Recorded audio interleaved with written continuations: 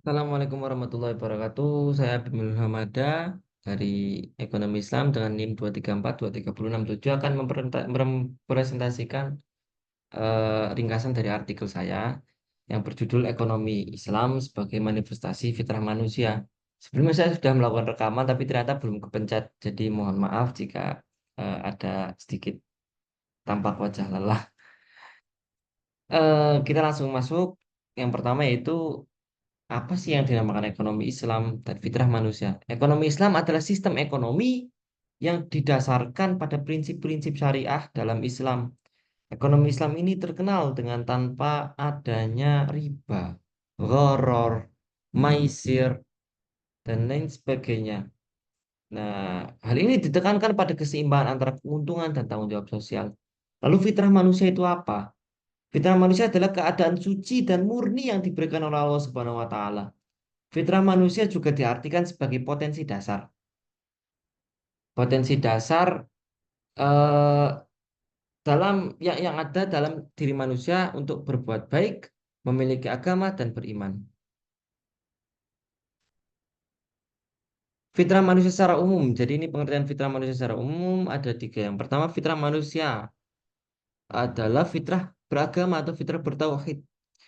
Manusia secara fitrah memiliki kecenderungan untuk mengakui apa yang dinamakan dengan Tuhan, apa yang dia sembah. Dalam konteks ini menimbulkan dalam konteks ekonomi itu menimbulkan bahwa manusia itu mendorong manusia untuk mencari rezeki yang halal dan menjauhi yang haram serta meyakini bahwa rezeki telah diatur oleh Allah Subhanahu wa taala. Yang kedua adalah fitrah jasmani berkaitan dengan kebutuhan fisik manusia seperti makan, minum, tempat tinggal dan lain-lain. Dalam ekonomi ini mendorong manusia untuk bekerja dan berusaha memenuhi kebutuhan hidupnya secara halal. Yang kedua itu potensi dasar manusia. Fitrah sebagai potensi dasar bawaan sejak lahir. Manusia itu umumnya seperti apa sejak lahir, harusnya seperti apa sejak lahir, itulah yang dinamakan potensi dasar. Kemudian ada prinsip dasar ekonomi Islam. Yang pertama adalah tauhid, keesaan Allah.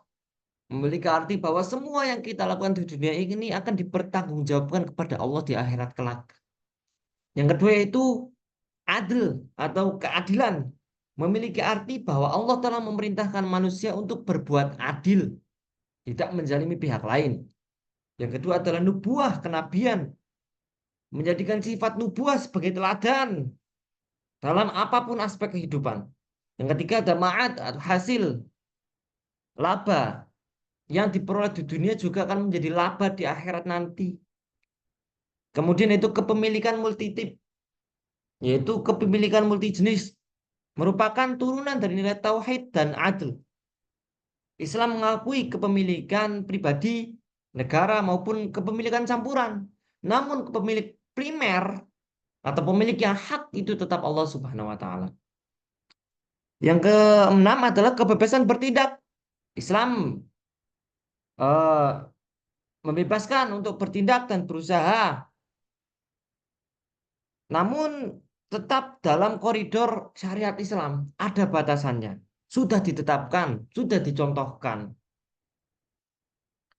Karakteristik karakteristik ekonomi Islam itu ada empat. Contohnya, yang pertama adalah harta kepunyaan Allah dan manusia merupakan khalifah atas harta karakteristik ini.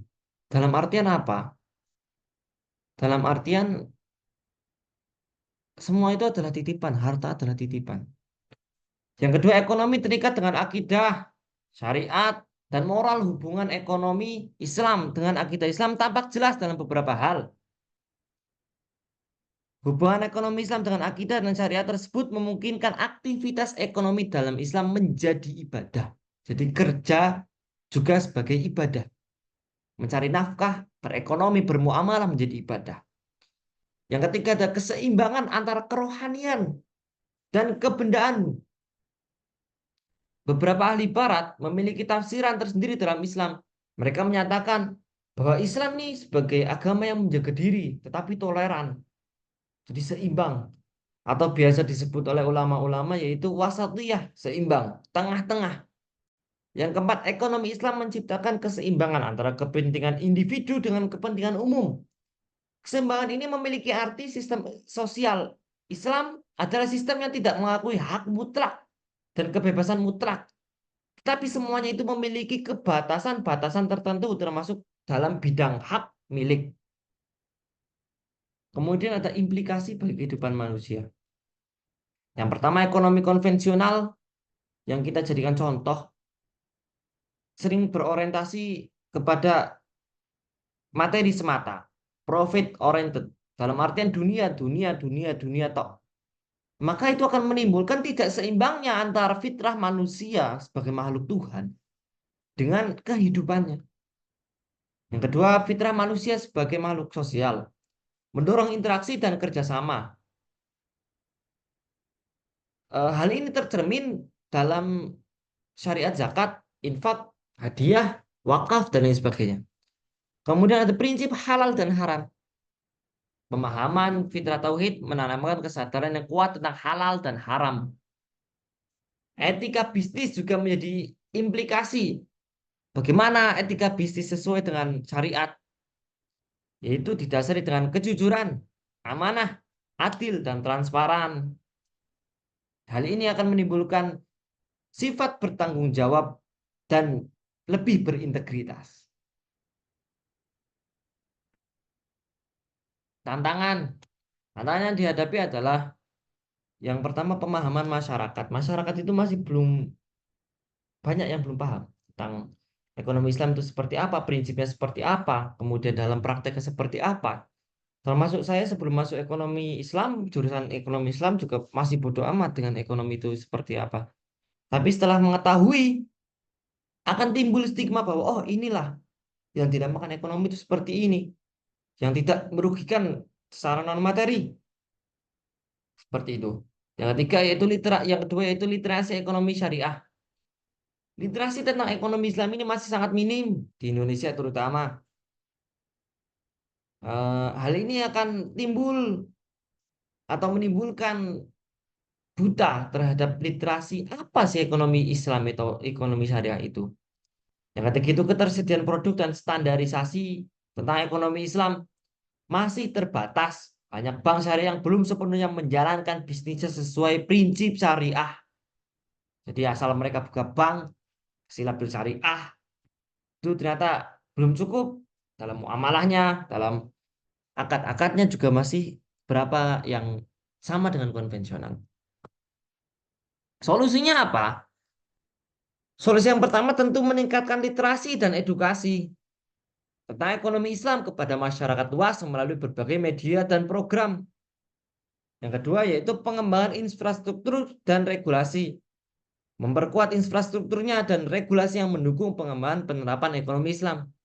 Yang ketiga yaitu penelitian dan pengembangan. Terus melakukan penelitian, terus meluaskan pengembangan di bidang ekonomi Islam untuk menghasilkan solusi yang lebih relevan, inovasi yang lebih relevan, solusi yang lebih baik, inovasi yang lebih mantap, dan akan menjadikan ekonomi Islam itu suatu hal yang kuat, yang terpercaya, yang terakreditasi, dan memiliki banyak peminat. Selanjutnya itu terima kasih. Sekian presentasi tugas UAS saya tentang artikel ini. Terima kasih banyak untuk Ibu. Mohon maaf jika saya banyak kesalahan, jika ada saya salah atau lupa mengerjakan tugas, jika saya saru atau lain sebagainya. Mohon maaf yang sebanyak-banyaknya. Ilmu Ibu akan saya selalu ingat.